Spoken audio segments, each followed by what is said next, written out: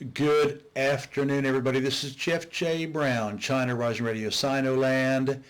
And again, I spend many hours a week producing these videos, podcasts, and writing these research and writing these articles. Please make a contribution, no matter how big or small, even $1, I don't care, to PayPal, Patreon, or fundraiser, which is on the webpage for China Rising Radio Sinoland, or on in the YouTube description or the SoundCloud description. Would really appreciate it, and my wife would especially appreciate it, since she's a keyboard widow. All right, thank you. This one is entitled Beirut Port Attack, my rebuttal to all the MSM bulldookie, including new evidence, plus a look back at the 2005 Rafiq Hariri bomb assassination in Lebanon and 2015's Tianjin port explosion. Pictured above, on the left a map of ground zero for the Beirut bomb attack. On the right is the map for the 2015 Tianjin port explosion. Very likely an attack too. Both had zones of severe damage going out to a radius of 2.5 kilometers, which is similar in size to the U.S. atom bombs used to incinerate Hiroshima and Nagasaki in 1945. And then there's actually a map of showing Nagasaki. Pictured above, ground zero map of Nagasaki after the city and most of its residents were incinerated by the USA atom bomb in 1945. Notice the blast rings go out 2 kilometers, very similar to Tianjin and Beirut ports portrayed above. All right, here we go for the main article. My very thorough and well-researched expose on the 4 August Beirut bomb attack was posted to a political discussion group. This is on top of my report covering the hauntingly similar port explosion in Tianjin in 2015, which I just updated for the occasion. And of course, you know, in all my articles I have tons of hyperlinks, so try to get to the China Rising Radio Sinoland page to access all the links. For my Beirut expose, a discussion group member was given the opportunity to respond. They laid out the current mainstream explanations for how the explosion could not have been an attack. Their arguments gave all the acceptable big lie propaganda machine, the BLPM stories. It was old ammonium nitrate and fireworks that had been left there for many years. Big explosions give off a sound wave. The Lebanese are corrupt and had it coming to them, etc. Below is my expanded reply in order to counterpoint this riposte, as is done in the standard rules of debate. I asked the moderator to please post my rebuttal. They never did.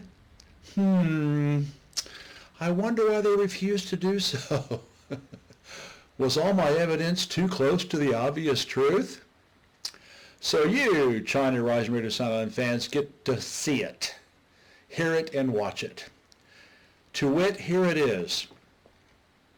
To my knowledge, ammonium nitrate, abbreviated AN, will burn on its own in open air and will explode at 32% the power of TNT if packed in hardened bomb casings, but needs a liquid substrate to explode violently. In my above referenced expose, I republished Kevin Barrett's history of using ammonium nitrate for controlled explosions. Ammonium nitrate can explode when mixed with correct amounts of aluminum powder and water, which is almost never done due to the difficulty of mixing 3 ingredients evenly into a slurry. Instead, what is commonly done is ammonium nitrate is mixed with fuel oil, often abbreviated FO, most commonly known as diesel. For the detonation to work properly, the fuel oil percentage needs to be quite exact, 5.7%. With this perfect mixture, ANFO, as in ammonium nitrate fuel oil bombs, packs 74% the punch of TNT. Thus in Beirut, did someone douse the purported massive quantity of 2,750 metric tons of Beirut Port ammonium nitrate with just the right amount of fuel oil to create an infobomb? If they did, was it sprayed evenly at 5.7% over all the sacks of ammonium nitrate? Did it soak in properly throughout all the sacks of ammonium nitrate, top to bottom, outside to inside? How was it fused? That much ANFO would need a number of electric fuses planted all over the mass to go off simultaneously for a single big explosion. Or did an evildoer bring in big water or sewer pipes, weld together bomb casings, fill them with all that ammonium nitrate, and then wire each one with simultaneous radio fuses for a measly 32% TNT equivalent bomb? The absurdity of all this is derisory. Furthermore, ANFO bombs, whether to remove a tree stump on a construction site or blow out a mine shaft, are held in receptacles like a can or barrel in order to be able to measure and mix the perfect explosive proportions. So did someone put 2,750,000 kilograms of ammonium nitrate in hundreds of barrels, then pour in just the right amount of the 156,750 kilograms of fuel oil at 5.7% for a proper detonation to go off? Were the barrels all filled evenly? Were they all the same size? How was the fuel oil measured? With buckets or a scale? Garden hoses? Wait, don't tell me. Maybe they were just lucky guessers from start to finish? Even in corrupt Lebanon, 10 to 15 large fuel tankers arriving all at once to spray or pump their contents onto all that supposed ammonium nitrate would have been hard to miss. Mobile phone cameras are everywhere, 24/7. Just ask all the trigger-happy cops in the USA these days. In other words, the BLPM projectile vomit story that such a big explosion could be caused by 2,750 metric tons of old ammonium nitrate laying around in Beirut Port is total bullshit. It is a laughable psyops preposterous delusion 100-fold. No, that's way too conservative. Make that 1,000-fold. I am reading Thierry Mason's riveting book called Before Our Very Eyes, Fake Wars and Big Lies, in order to prepare having him as a guest on my show, which I'm really looking forward to. I can highly recommend his book to all friends, fans, and followers of China Rising Radio Sinoland. Before Our Very Eyes is a hell of a read.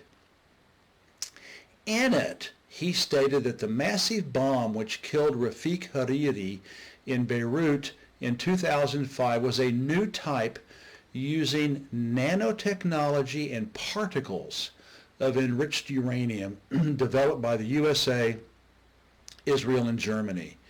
It was the equivalent of 1 metric ton of TNT.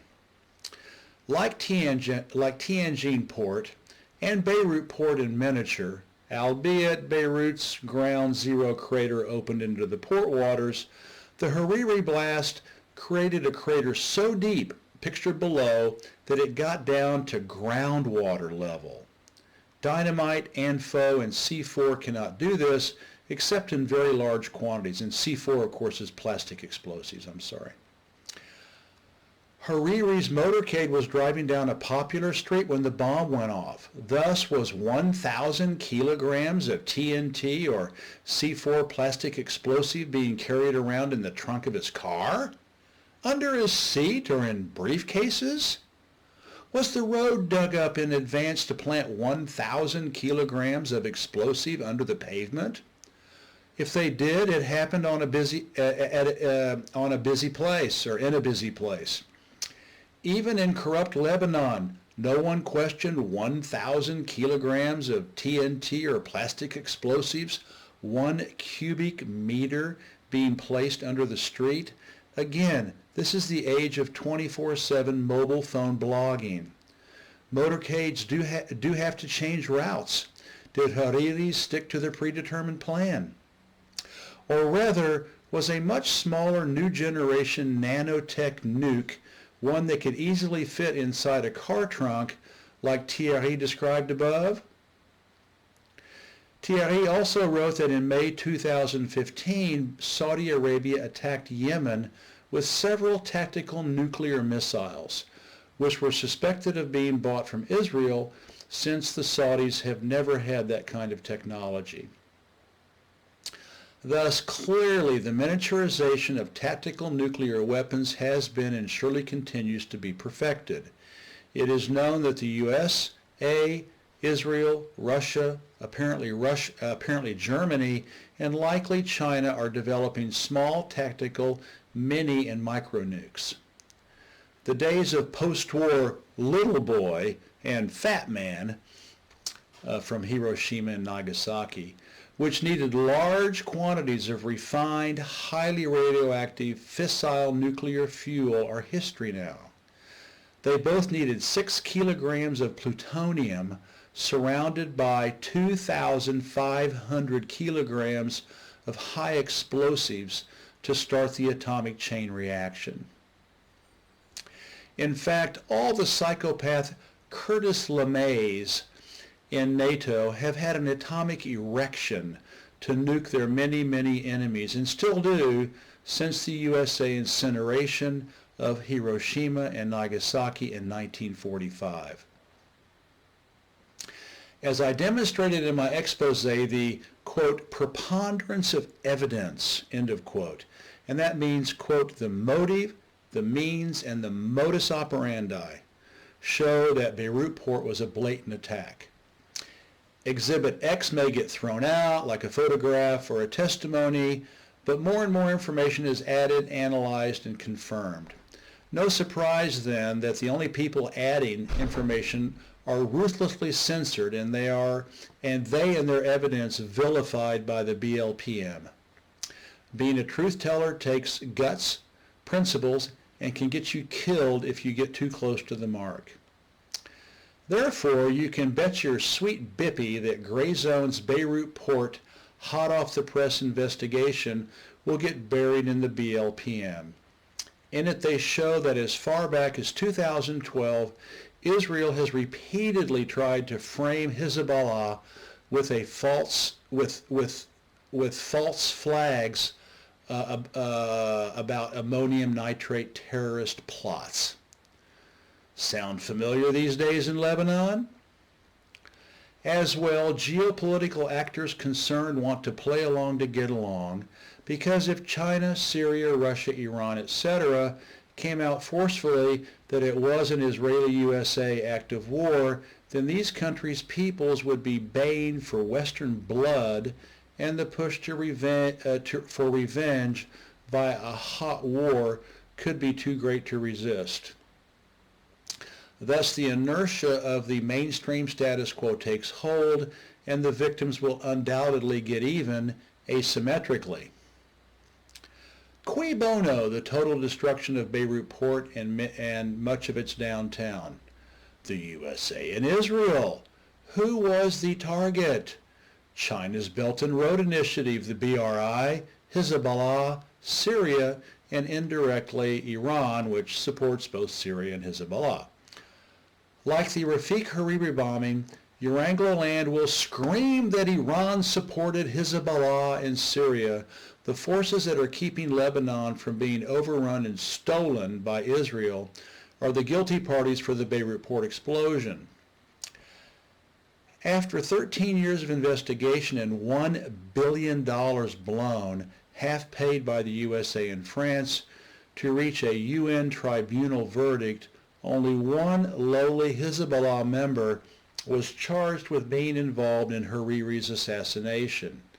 Even the other 3 bottom-rung Hezbollah grunts who were charged were exonerated. After burning up a cool billion, the poor sap convicted Salim Jamil Ayesh was surely a sacrificial dog bone to throw to Yaranglaland.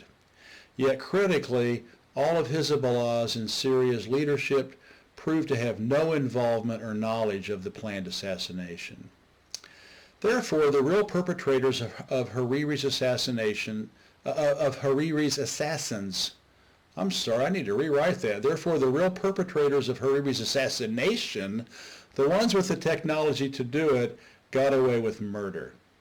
When they finish with another billion-dollar UN tribunal to investigate Beirut Port, say 10 to 20 years from now, and if done honestly, there will be no credible evidence that Hezbollah and Syria were guilty, and the real criminals will go unnamed again. After reading my expose and this rebuttal, I rest my case. The preponderance of evidence proves that the USA and Israel are guilty as charged for the 2005 and 2020 bomb attacks in Beirut using new generation high-tech weapons.